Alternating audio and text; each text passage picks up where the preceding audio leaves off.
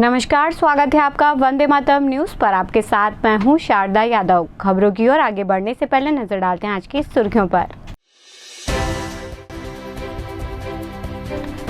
कुसमुंडा में आयोजित गायत्री महायज्ञ का हुआ समापन।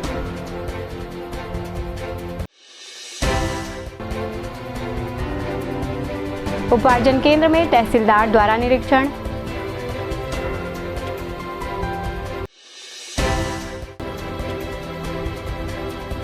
जिले में रफ्तार का कहर जारी, 2 की मौत।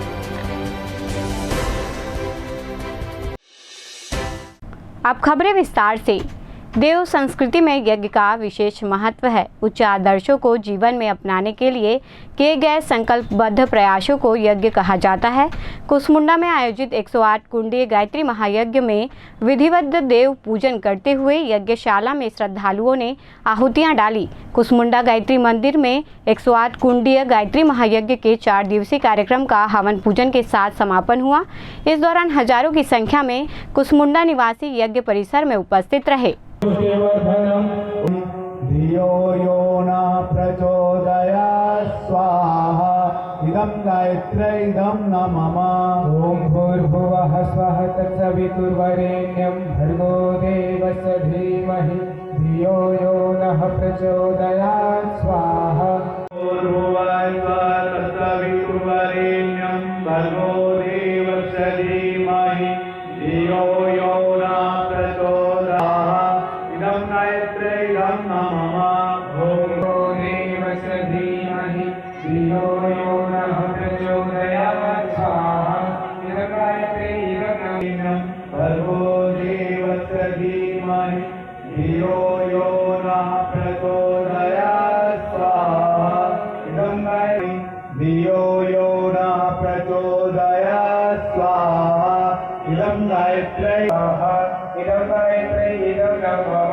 ॐ भूर्भुवः स्वः तत्सवितुर्वरेण्यं भर्गो देवस्य धीमहि धियो यो नः प्रचोदयात् स्वाहा। इदं गायत्र्यैदं न मम।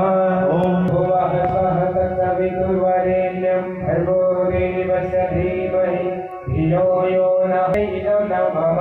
ॐ भूर्मम ॐ भूर्भुवः स्वः तत्सवितुर्वरेण्यं भर्गो देवस्य धीमहि उदयात् स्वाहा।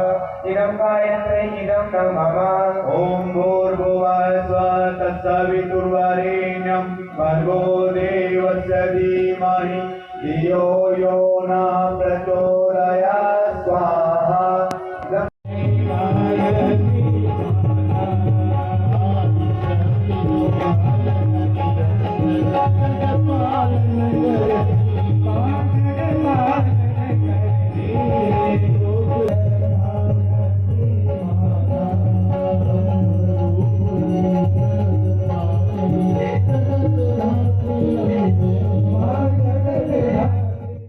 जिले के उपार्जन केंद्रों में तहसीलदारों द्वारा व्यवस्थाओं का निरीक्षण किया जा रहा है। इसी कड़ी में धान उपार्जन केंद्र अखरापाली में दीपका तहसीलदार द्वारा निरीक्षण किया गया।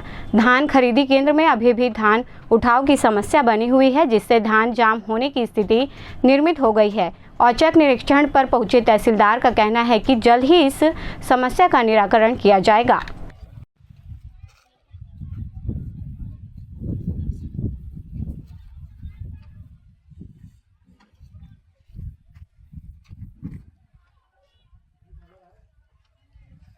अभी धान खरीदी के औचक निरीक्षण पे आया हुआ था। किसानों के द्वारा अपना धान बिक्री किया जा रहा है। अभी प्राथमिक जांच में तो कोई किसी प्रकार की अनियमितता नहीं पाई गई है। बाकी हमारा जो जांच है वो सतत रूप से अलग अलग दल के द्वारा किया जा रहा है। तो लगातार यहाँ से शिकायत आ रही है कि धान को उठा नहीं पा रहा है, क्या वजह है सर? अभी मिलर्स हड़ताल के बाद वापस आए हैं। मैं भी अभी देख रहा हूँ और कि यहाँ उठाव नहीं हो रहा है। इसके काफ़ी बड़े चौड़े हो गए हैं। अभी मैं पुनः वरिष्ठ अधिकारियों को अवगत कराऊंगा कि यहाँ से जल्द धान का उठाव किया जाए। देखा जा रहा है सर, तो बोरी का भी काफ़ी शिकायत सर, फटी बोरी मिल रही है, किसानों का ये कहना है। अच्छा, मैं जांच करवा लेता हूँ इसके संबंध में कि कहाँ से फटी बोरी आ रही है। ग्राम पंचायत बांगो के ग्रामीण सरपंच व रोजगार सहायक की शिकायत लेकर कलेक्टर कार्यालय पहुंचे। ग्रामीणों का कहना है कि पंचायत को रेत खदान की रॉयल्टी से प्राप्त लाखों रुपए को फर्जी तरीके से गबन किया गया है। साथ ही सरपंच व रोजगार सहायक द्वारा विभिन्न सरकारी योजनाओं से पैसा निकाला जा रहा है, लेकिन गाँव में कोई भी विकास कार्य नहीं कराया जा रहा है। ग्रामीणों की मांग है कि पंचायत में हुए कार्यों की जांच हो और दोषियों पर कार्रवाई की जाए। साथ ही गबन किए गए राशियों की भी जांच कराई जाए। देखिए, हमारे पंचायत तो अभी से नहीं, स्टार्ट से ही विवाद में है। जहाँ तक मेरा कार्यभार में मुझे लगा, हमारे पंचायत में किसी भी मतलब चाहे कोई भी कार्य हो सही रूप से हुआ नहीं है अभी तक।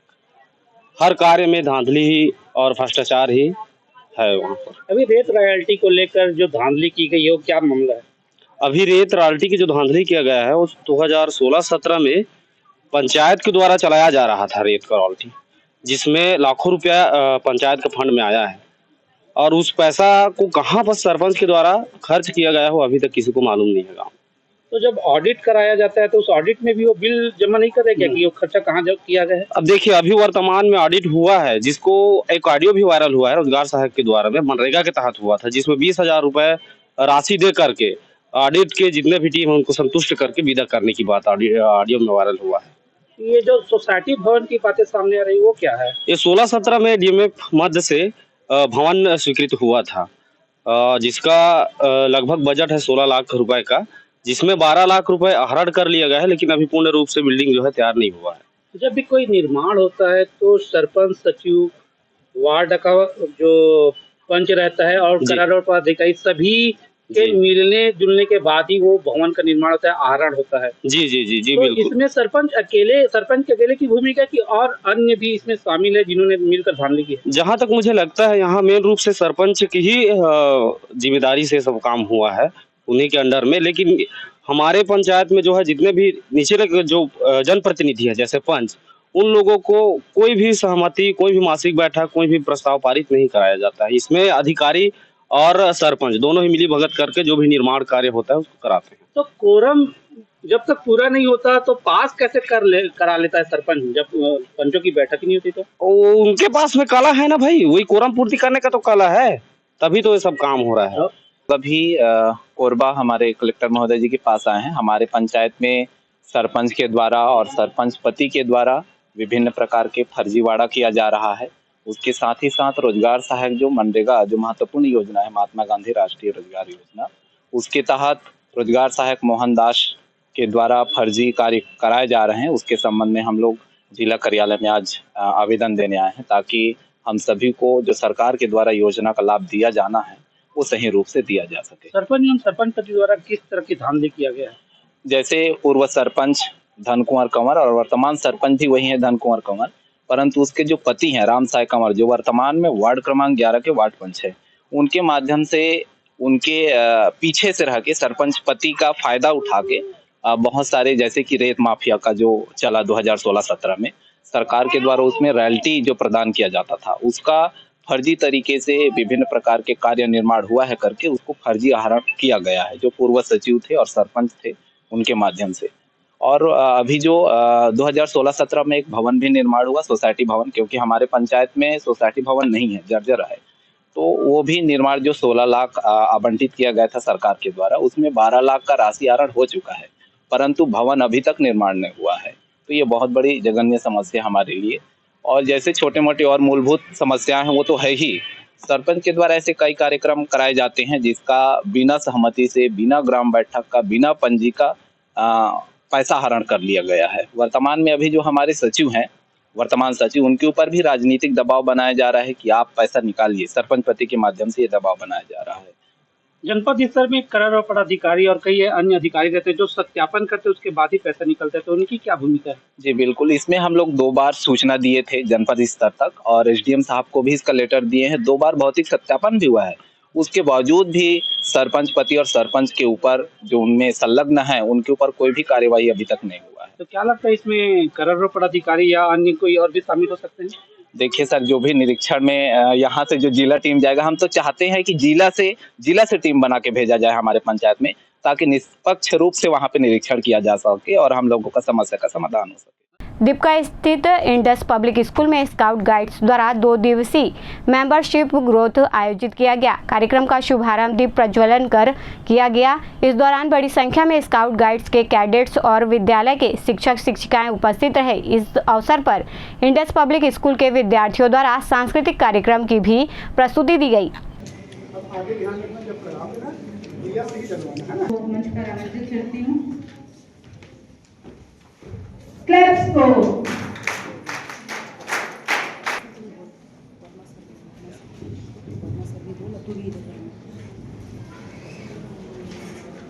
करती हूँ, वे उनका बुके से स्वागत करेंगी।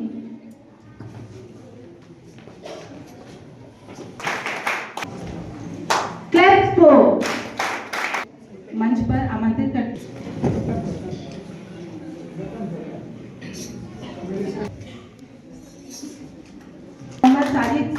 साजिद शेख सर को मंच पर आमंत्रित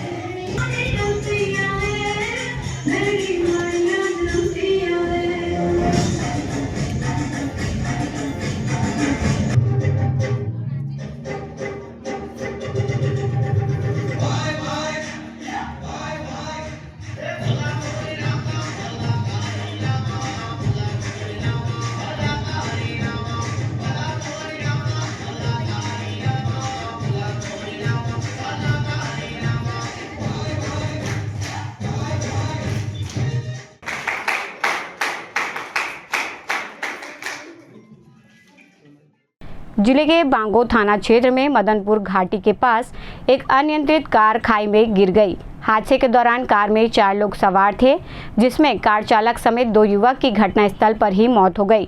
2 अन्य लोग गंभीर रूप से घायल हैं, जिन्हें उपचार के लिए अस्पताल में भर्ती कराया गया है। दोनों मृतक गणेश प्रजापति और रुदेश्वर गौड़ कोरबा कुसमुंडा SCCL में कार्यरत थे। इस घटना की सूचना मिलते ही बांगो पुलिस मौके पर पहुंची और कार में फंसे हुए शवों को बाहर निकाला। पुलिस घटना की जांच कर रही है।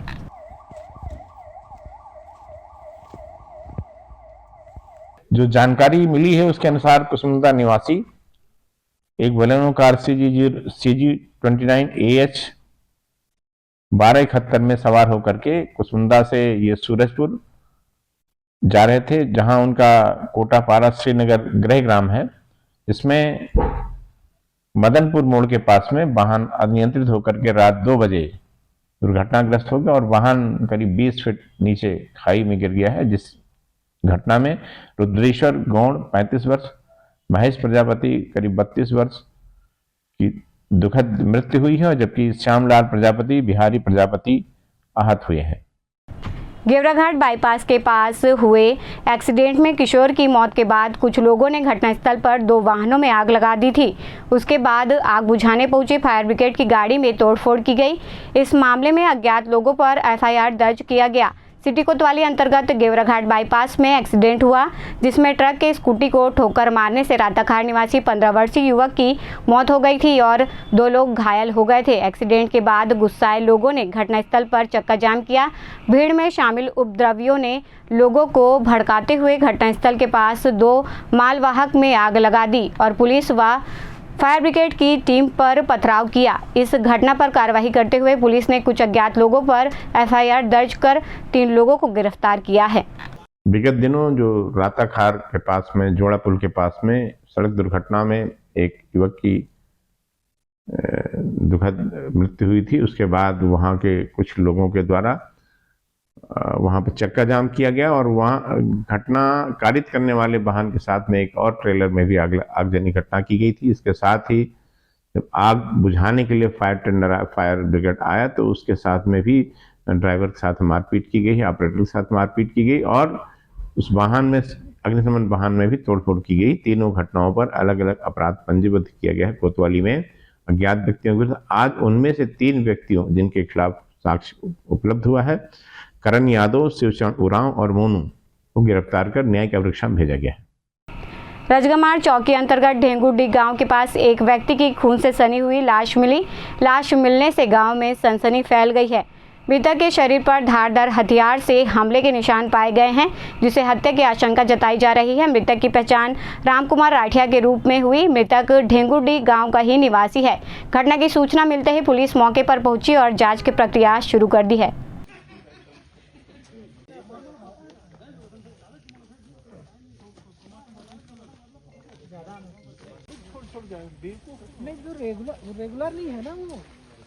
चौकी रजगामार्ग से 7 किलोमीटर दूर डेंगुडी नामक गांव है। वहां पर एक लाश के पड़े रहने की सूचना मिली थी, जिस पर पुलिस रजगामार्ग पुलिस वहां पर मौके पर पहुंची है तो देखी कि किसी ने उसका अज्ञात व्यक्ति के द्वारा गले में किसी धारदार चीज से मारकर उसकी हत्या कर दी है। मृतक का नाम है रामकुमार राठिया, 45 वर्ष का है, डेंगुडी का ही रहने वाला है। मौके पर फॉरेंसिक टीम और डॉग स्क्वाड को बुला लिया गया है और अज्ञात आरोपी पता तलाश जारी है। घटना क्या है? समय लगभग ये शाम के समय की बात है, करीब 6 बजे के आसपास की बात है। पूछताछ की जा रही है, फुटवार पे बुला गया मौके पर आसपास के गांव में पता लगाया जा रहा है और इस लोकल डेंगुडी के ही से उसके सुराग रस्सी की जा रही है। बीजापुर जिले के इलेक्ट्रॉनिक मीडिया से जुड़े पत्रकार मुकेश चंद्राकर की हत्या कर शव को छुपा दिया गया था, जिसको लेकर पूरे प्रदेश के पत्रकार में जमकर रोष व्याप्त है। पत्रकारों के लिए यह घटना किसी एक पत्रकार के ऊपर नहीं अपितु लोकतंत्र के चौथे स्तंभ पर किया गया गहरा वार है। इस घटना को लेकर डिजिटल मीडिया एसोसिएशन कोरबा द्वारा दिवंगत पत्रकार को श्रद्धांजलि अर्पित करते हुए 2 मिनट का मौन धारण किया गया। सक्रिय पत्रकार की हत्या कुछ असामाजिक तत्वों द्वारा कर दी गई थी, जिसके जो कि वह इतना कर्तव्यनिष्ठ और पत्रकारिता के नाम पे एकदम एक्टिवेट था और एकदम निष्पक्ष पत्रकारिता करता था, उनकी हत्या हो गई। मैं माननीय मुख्यमंत्री महोदय, माननीय हमारे कोरबा जिला कलेक्टर से निवेदन करता हूं कि उक्त हत्या केस की पूरी छानबीन कराकर दोषियों को कड़ी से कड़ी सजा दें। हमारे बस्तर के निर्भीक पत्रकार मुकेश चंद्राकर जी की जो 1 जनवरी को निर्मम हत्या की गई थी, उसको लेकर के आज डिजिटल मीडिया एसोसिएशन के द्वारा उनको श्रद्धांजलि अर्पित की गई है और हम अपनी संवेदनाएं मृतक के परिवार की तरफ रखते हैं। और इसी कड़ी में सोमवार को हमारे द्वारा कलेक्टर महोदय को माध्यम से मुख्यमंत्री जी के नाम से पत्र लिखा जाएगा, जिससे पत्रकार सुरक्षा कानून लागू करने की मांग की जाएगी और उसके साथ और 1-2 बिंदुओं पर कार्य मांग की जाएगी। अब वक्त तो चला हमारे खास और ज्ञानवर्धक कार्यक्रम पूछो तो जाने का। यह आम जनता से जुड़ने का हमारा प्रयास है, जिसमें हर क्षेत्र से सवाल पूछे जाएंगे और सही जवाब देने वालों को दिया जाएगा आकर्षक उपहार।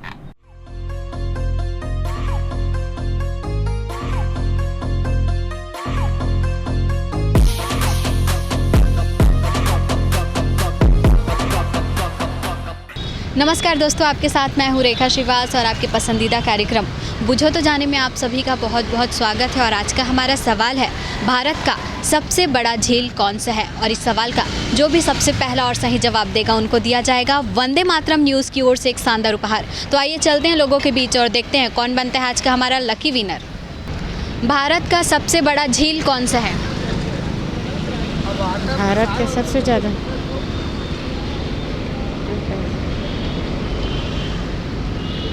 दिल्ली का ऐसे सुनी थी। आइडिया नहीं है आपको? आप कोरबा वासियों को कुछ मैसेज देना चाहेंगी? मैं ये करना चाहती हूँ, साफ सफाई रहे अच्छा से और आगे पीछे को भी ये करे। Okay ma'am, thank you so much. Bharat का सबसे बड़ा झील कौन सा है? पता नहीं। नहीं पता है? आप कोरबा वासियों को कुछ मैसेज देना चाहेंगे? नहीं। चलो ठीक है, आपको पता है? Okay, thank you. भारत का सबसे बड़ा झील कौन सा है? नहीं जाना बेटी, पढ़े लिखे नहीं है। नहीं जाना? कोरबा वासी मतलब कुछ मैसेज देना चाहबे? नहीं जाना बेटी, वो चला पढ़े नहीं है एकदम। ले ठीक है, हाँ। धन्यवाद। नहीं जाना। भारत का सबसे बड़ा झील कौन सा है? उलर झील। उलर? नहीं। नहीं, डलका झील है शायद। और प्रयास कीजिए।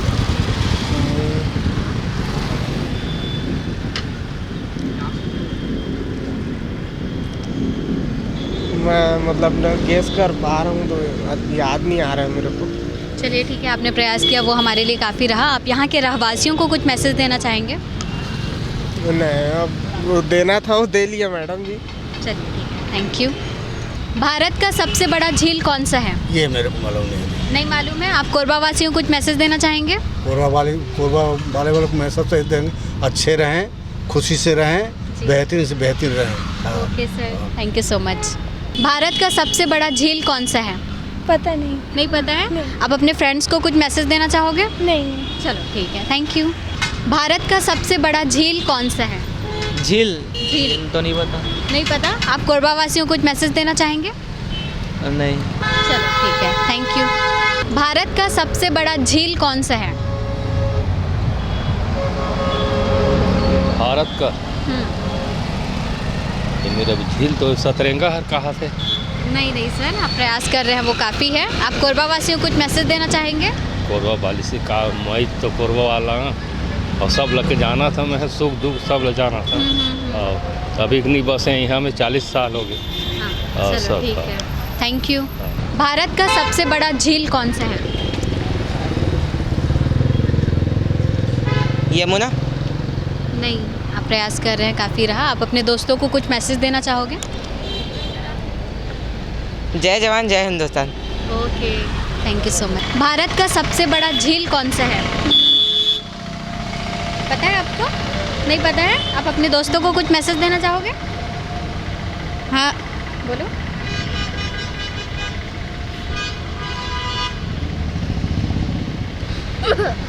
चलो ठीक है, थैंक यू। भारत का सबसे बड़ा झील कौन सा है? नहीं पता? आप कोरबा वासियों को कुछ मैसेज देना चाहेंगी? चलो ठीक है, थैंक यू। भारत का सबसे बड़ा झील कौन सा है? भारत का सबसे बड़ा झील चिल्का झील है सर। Are you sure? आपका नाम? आलोक तिवारी। आपने बिल्कुल सही जवाब दिया। आपको दिया जाता है वंदे मातरम न्यूज़ की ओर से एक शानदार उपहार। कैसा लग रहा है आपको? अच्छा लग रहा है। आप हमारे चैनल के माध्यम से दर्शकों को कुछ मैसेज देना चाहेंगे? क्या बोलूँ मैं, क्या बोलूँगा? लाइक एनवायरनमेंट या फिर कुछ भी आपका कुछ अपना पर्सनल मैसेज होगा वो। चलिए ठीक है, थैंक यू। भारत का सबसे बड़ा झील कौन सा है? डल झील। नहीं सर, आपने प्रयास किया, काफ़ी रहा, और कोशिश कीजिए। चिल्का झील। श्योर बताइए सर। चिल्का झील। आपका नाम? मोहित बत्रा। आपने बिल्कुल सही जवाब दिया है, बट जो हमारा गिफ्ट वो पहले विनर को जा चुके हैं। आप यहाँ के रहवासियों को कुछ मैसेज देना चाहेंगे? सब अच्छे से रहे और सब बढ़िया से रहे, एक दूसरे से अच्छे से रहे। Okay, thank you so much sir. Bharat का सबसे बड़ा झील कौन सा है? चिल्का झील। Are you sure sir? Sure. आपका नाम? विकास श्रीवास। आपने बिल्कुल सही जवाब दिया, बट जो हमारा गिफ्ट वो पहले विनर को जा चुके हैं। तो आप यहाँ के रहवासियों को कुछ मैसेज देना चाहेंगे? स्वस्थ रहें, मस्त रहें। पॉल्यूशन बहुत है कोरबा में, तो सरकार को उसके लिए कुछ कदम उठाना चाहिए। Okay, thank you so much sir. आज का हमारा सवाल था भारत का सबसे बड़ा झील कौन सा है, जिसका सही जवाब है भारत का सबसे बड़ा झील चिल्का झील है, जो ओडिशा के पूरी इलाके में फैला हुआ है, जो एशिया के दूसरे नंबर का सबसे खारे पानी का झील है। और इसका सबसे पहला सही जवाब दिया है आलोक तिवारी जी ने, जिनको दिया गया वंदे मातरम न्यूज़ की ओर से एक शानदार उपहार। तो आज के इस कार्यक्रम में बस इतना ही। अब कल मिलते हैं एक नए सवाल और एक नए जगह के साथ। तब तक के लिए नमस्कार। खबरों का सिलसिला यूं ही जारी रहेगा। देखते रहें वंदे मातरम न्यूज़। मिलते हैं अगले बुलेटिन में, तब तक के लिए नमस्कार।